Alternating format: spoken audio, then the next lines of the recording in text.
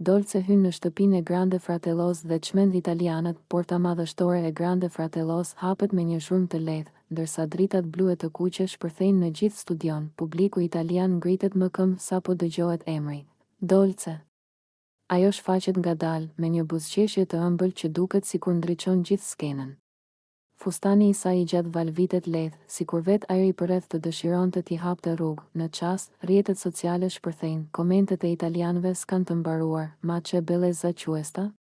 Una vera principessa albanese. Dolce. Sei un incanto. Kamerat fokusohen tek sytë e saj. Të qetë dhe të ngrohtë, ndërsa ajo ecën drejt studios si një divë që nuk ka nevojë të përpiqet, thjesht shkel dhe shkëlqen. Opinionistët italian habiten me karizmën e saj të natyrshme, arditi buzëqesh, signori. Questa la vera bellezza balcanica.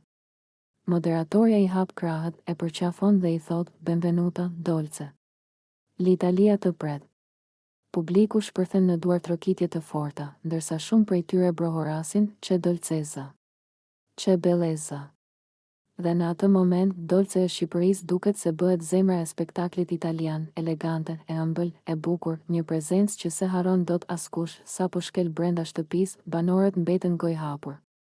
Disa pëshërtin, të tjerët qeshin nervozisht, por të gjithë mendojnë të njëjtën gjë, kjo vajzë do të turbullojë krejt lojën. Dhe kështu nis rrëfimi I një bukurie shqiptare që po pushton ekranet italiane.